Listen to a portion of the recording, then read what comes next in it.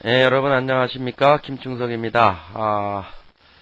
저는 지금 굉장히 이른 시간 새벽 한 5시쯤에 여러분들에게 강의를 하기 위해서 이렇게 컴퓨터 앞에 앉았습니다. 자, 오늘도 이제 이 책의 마지막 부분에 막바지 부분에 이르고 있죠. 이제 18, 19장 남았는데 공부를 이렇게 열심히 하시느라고 고생이 굉장히 많으십니다. 오늘 배울 18장 사용자 인터페이스 AWT 부분도 조금 여러분들도 좀 이제까지 공부해왔던 방법으로 조금 더 가열차게 공부를 좀 열심히 해주시기 바랍니다. 자, 오늘 배워야 될 사용자 인터페이스 AWT 그래서 Abstract Window Toolkit의 약자인데요. 자, 이 AWT 패키지에는 어떠한 컴포넌트들이 주로 제공이 되고 있는지, 그래서 대부분의 사용자 인터페이스들은 여기서 배우는 이 AWT와 다음 챕터에서 배우는 스윙, 그죠? 스윙으로 두 가지 형태로 이루어집니다. AWT와 스윙은 물론 근본적으로 다른 차이점이 있습니다. AWT는 실행 환경에 어떤 프리미티브한 그래픽 기능을 주로 이용을 해서 그 그래픽들을 그려냅니다. 버튼을 그려내고 텍스트 필드를 그려내고 텍스트 에리어를 그려내는 반면에 스윙이라고 하는 그래픽 컴포넌트는 완벽하게 자바 버추얼 머신이 그놈을 그려내고 있어요. 그렇기 때문에 AWT로 작성된 GUI들은 실행 환경의 컴퓨터의 그 프리미티브한 본래 그 컴퓨터가 가지고 있는 그래픽의 기능에 따라서 조금씩 다르게 보일 수 있습니다. 거의 유사하지만 버튼 같은 경우 그래픽으로 이렇게 이제 버튼을 3차원으로 이렇게 나타내죠. 이쁘게 3차원이라는 이야기는 이제 뭐라고 표현해야 돼? 입체감을 가지고 이렇게 나타내게 되는데, 자, 이것을 PC에서 실행할 때에는 PC의 프리미티브한 원래의 그래픽 기능이 있죠. 자기 컴퓨터 고유의. 그것을 이용해서 그리고, 또 이거를 워크스테이션, 유닉스 머신에서 또 수행을 한다 그러면 그놈의 그래픽 기능을 가지고 그리기 때문에 버튼이 약간은 다르게 보일 수가 있어요. 그죠? AWT로 작성된 그래픽들은 거의 비슷하지만, 그렇지만 스윙 같은 경우에는 이러한 프리미티브한 기능을 무시하고 자기가 자바 버추얼 머신이 독자적으로 그래픽을 그려주기 때문에 실행 환경이 PC건 워크스테이션이건 매킨토시건 전혀 상관없이 똑같은 그림의 형태를 스윙은 제공을 해줍니다. 단점은 또 무엇일까요? AWT는 그 컴퓨터의 프리미티브한 그래픽 기능을 이용하기 때문에 좀 빨라요. 스윙은 그것을 전혀 무시하고 자기 자바 버추얼 머신이 독자적으로 그려주기 때문에 조금 더 AWT에 비해서는 효율성이 조금 떨어진다라고 볼 수 있어요. 최근에 와서 컴퓨터의 퍼포먼스 문제가 사실은 별 문제가 되질 않아요. 그 이유는 하드웨어들이 워낙 좋고 빠르기 때문에 그 부분에 대해서는 별로 신경을 안 쓰고 있죠. 즉 과거의 프로그래밍에서는 메모리, 컴퓨터 자원 중에 가장 비싼 게 메모리였어요. 그죠? 이 메모리를 어떻게 하면 효율적으로 쓸 수 있느냐, 어떻게 하면 효율적으로 쓸 수 있게 프로그래밍을 하느냐가 굉장히 중요한 관건이었습니다만은 최근에 와서는 메모리가 워낙에 대용량이고 하기 때문에 별로 신경을 안 쓰죠. 전혀 고려하지 않는다. 이건 좀 거짓말이겠지만 과거처럼 메모리를 효율적으로 운영할 수 있는 프로그램을 짜야 된다. 꼭 그렇게 해야만 된다. 이러한 그 부분은 많이 약해졌다. 이렇게 볼 수 있겠습니다. 자, 하여튼 AWT와 스윙은 그러한 차이점이 있다. 제가 스윙에 가서 다시 또 설명을 드리도록 하겠습니다. 자, 18장이 굉장히 길게 15개의 절로 이루어져 있습니다. 18.1절에서는 AWT란 도대체 앞에서도 잠깐 본 적이 있었지만 17장에서 어떠한 패키지를 의미하는 것인지 보도록 하고, 18.2절에서는 17장에서 우리가 이미 이벤트 처리에 대해서 배웠습니다만은 18.2절에서는 그러면 컴포넌트를 사용을 했을 때 이벤트 처리 똑같은 방법입니다. 그죠? 어떻게 할 것이냐, 그죠? 어떻게 할 것이냐 그걸 먼저 보고 그 다음에 이제 본격적으로 각각의 컴포넌트들에 대해서 배워보도록 하죠. 라벨 클래스, 버튼 클래스, 캔버스 클래스, 체크박스와 체크박스 그룹 클래스, 그 다음에 초이스 클래스, 그 다음에 텍스트 필드와 텍스트 에리아 클래스, 그 다음에 리스트 클래스, 그 다음에 스크롤 바 클래스. 그 다음에 이제 이러한 컴포넌트들을 판넬이나 또는 컨테이너에 어떻게 배치할 거냐 하는 레이아웃 매니저, 배치 관리자 클래스, 그 다음에 판넬 클래스, 그 다음에 윈도우와 플레임 클래스, 그 다음에 다이얼로그와 파일 다이얼로그 클래스, 마지막으로 메뉴를 어떻게 사용할 것이냐. 그래서 메뉴를 사용하는 메뉴와 연관된 클래스들을 이렇게 설명을 하고 있습니다. 물론 이러한 예제들은 이러한 컴포넌트들은 전부 제가 예제를 통해서 여러분들에게 직접 보여드리도록 이렇게 하도록 하겠습니다. 자, 그러면 일단 AWT와 연관된 java.awt.package를 한번 살펴보도록 하죠. 자, AWT 패키지는 GUI 구축을 위한 클래스들의 모임입니다. 그래피컬 유저 인터페이스 이 부분을 구축을 하기 위한 클래스들의 모임이고, AWT 패키지에서 제공되는 클래스들을 제가 유형별로 한번 분류를 해봤어요. 자, 442페이지에 P18-1에도 나타내었습니다. 그래서 일단 유형별로 나누어 보니까 일단 컴포넌트들의 컴포넌트들이 배치와 연관된 클래스. 이건 무슨 이야기냐 하면, 자, 이렇게 화면이 있으면 버튼이 3개 있으면 버튼 3개를 밑으로 이렇게 배치를 할 거냐? 아니다. 버튼 3개를 나는 이렇게 옆으로 하겠다 이거죠. 옆으로, 그죠? 옆으로 하겠다. 아니다. 나는 버튼을 요로 2개씩, 가로로 2개씩 요렇게 나는 배치를 하겠다. 이걸 어떻게 할 거냐 이거죠. 배치. 그게 바로 레이아웃 매니저입니다. 배치와 관련된 클래스예요. 그래서 저희 책에서는 보드 레이아웃, 플로우 레이아웃, 그리드 레이아웃 3개의 레이아웃 클래스들에 대해서 설명을 합니다. 뭐 그리드 백 레이아웃, 그리드 백 레이아웃, 그리드 백 컨스트레인트, 카드 레이아웃 이런 레이아웃도 있는데 이것은 뭐 굳이 우리가 일반적인 GUI 구축에 많이 사용이 되는 것이 아니고 거의 유사하기 때문에 여기서는 설명을 하지 않겠어요. 그 다음에 GUI 관련 클래스로서 이제 이번 챕터에서 집중적으로 배워야 될 클래스들이죠. 버튼, 라벨, 캔버스, 체크박스, 초이스, 스크롤바, 컴포넌트, 리스트, 메뉴, 텍스트 어쩌고 저쩌고, 텍스트 필드 뭐 이런 것들이 있습니다. 그 다음에 우리 이미 16장에서 배웠죠? 16장에서 배웠듯이 그래픽 출력과 관련된 클래스들이 다 AWT 패키지에 속해 있죠. 컬러, 폰트 매트릭스, 렉탱글, 포인트, 폴리곤, 그래픽스, 이미지 이러한 클래스들이 존재를 합니다. 그죠? 이 중에서 배운 것도 있고 안 배운 것도 있고. 그 다음에 이제 컨테이너 관련 클래스는 뭐예요? 컨테이너는 이러한 버튼이 3개 있으면 나는 이러한 컨테이너, 이러한 판넬을 두고 여기다가 버튼 3개를 올리겠다 이거죠. 여기다 버튼 3개를 올리겠다. 또 여기다 컨테이너 하나 두고 여기다 라디오 버튼을, 여기다 초이스인가요? 초이스를 여기다가 3개를 놓겠다. 자, 이렇게 이것을 접시로 구분을 할 수가 있어요. 접시를 또 둬서. 물론 이 접시 안에 또 접시를 또 둘 수 있죠.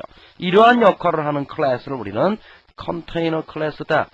우리 뭐예요? 컨테이너 차량 보면 뭡니까? 쇠로 만들어져가지고 각각의 컨테이너들이 서로 분리될 수 있죠? 분리될 수 있듯이 역시 그런 것입니다. 자, 그러한 클래스로서 플레임, 판넬, 윈도우, 컨테이너, 파일 다이얼로그 이러한 클래스들이 존재를 합니다. 설명을 하겠고요. 그 외의 클래스들로서 인셋, 그 다음 디멘전 클래스 앞에서 본 적이 있었어요. 툴킷, 이벤트, 메디어 트랙 뭐 이러한 클래스들이 존재를 합니다. 그래서 java.awt 패키지에 있는 클래스들을 이렇게 유형별로 분류를 해보니까 이렇구나, 그죠? 이렇구나 라는 것을 아실 수 있었습니다. 자, AWT 패키지의 계층 구조를 주로 컴포넌트 기반의 클래스들을 위주로 제가 한번 설명을, 이 그림은 앞에서도 본 적이 있어요. 그죠? 자, AWT 패키지 오브젝트 밑에 컴포넌트가 있어요. 자, 컴포넌트가 대부분의 컴포넌트 클래스들이 최상위 클래스입니다. 그죠? 자, 컴포넌트 클래스는 어디서 봤어? 우리가 17장에서 봤어요. 이것의 메소드에 대해서 제가 설명을 했습니다. 그죠? 17장 몇 페이지입니까? 자, 여러분들 책을 뒤져보세요. 17장에 이미 컴포넌트 클래스에서는 제가 이벤트 관련 발생 컴포넌트 16장에서 설명을 했군요.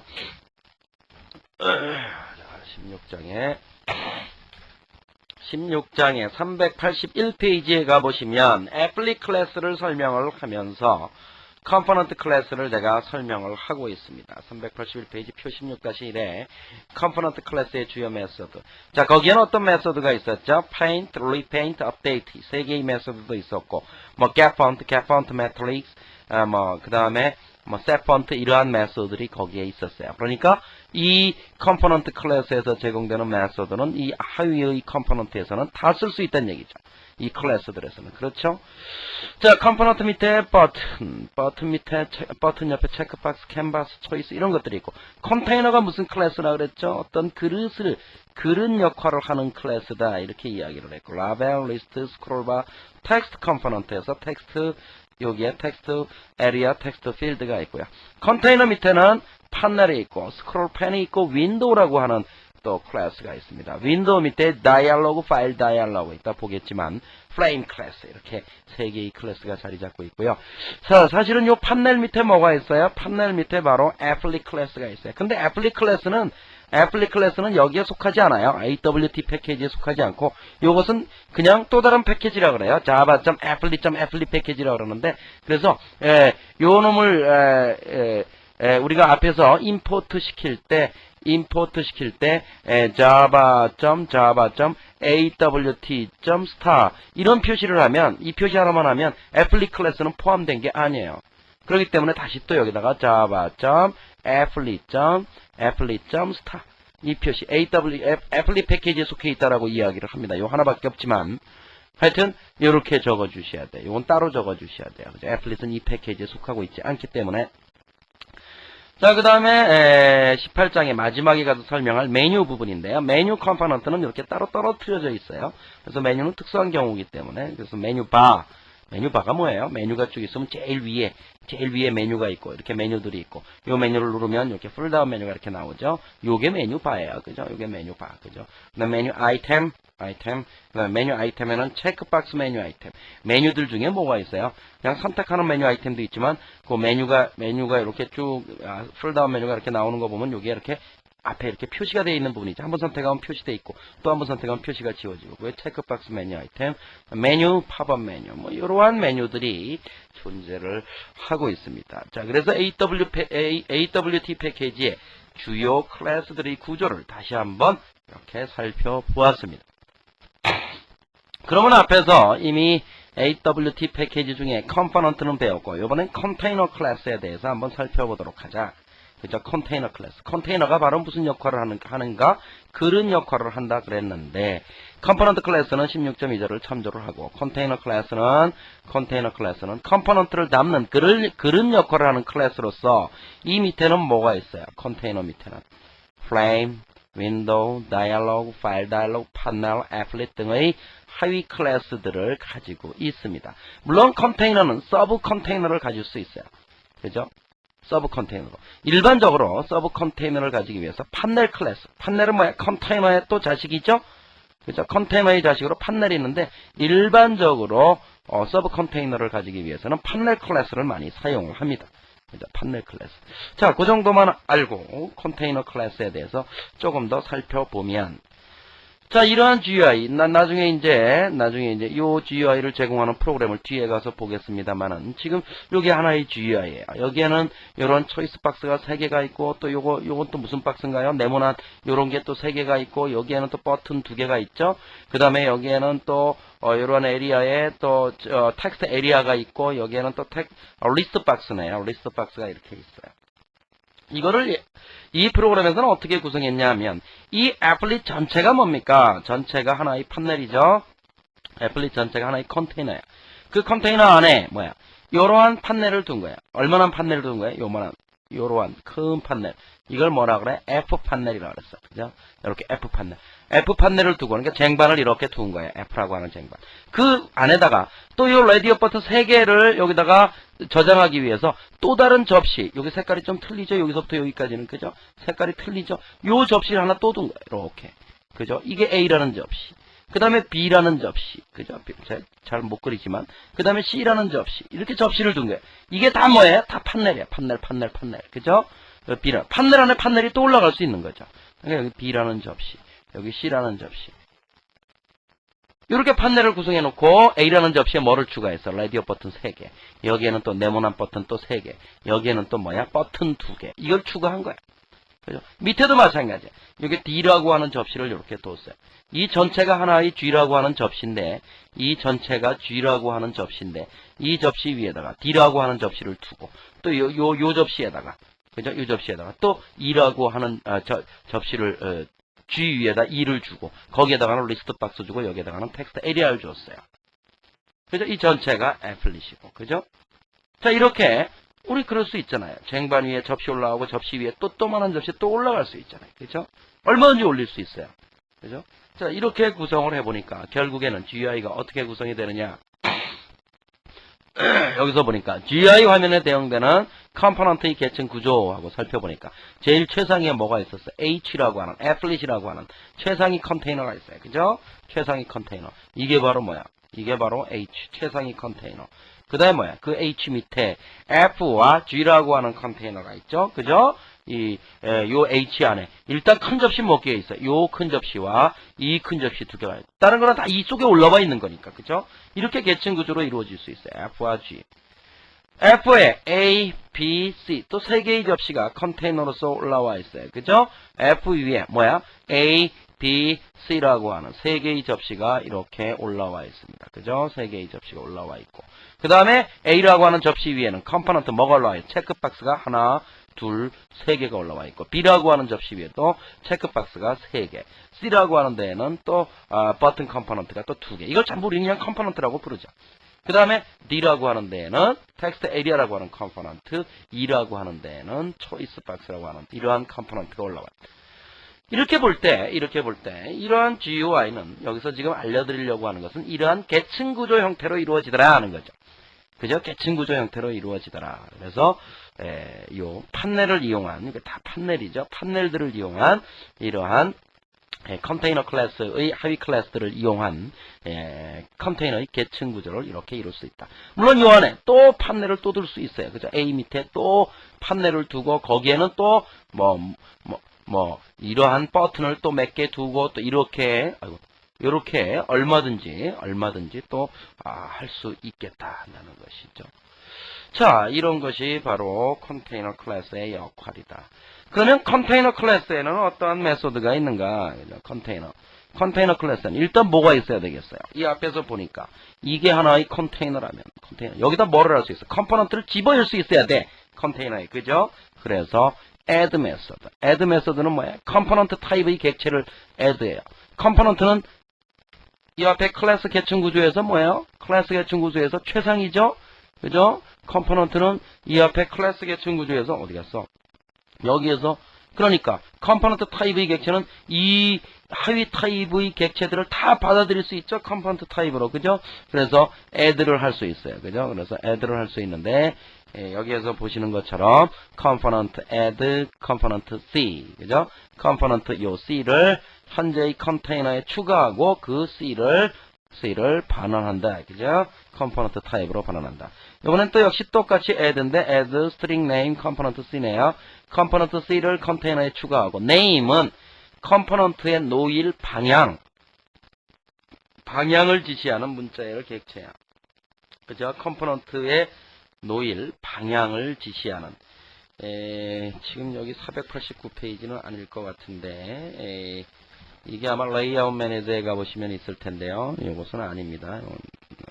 옛날 슬라이드가 되나가지고요. 그것이 어딨냐 하면 제가 뒤에 가면서 설명을 할까요?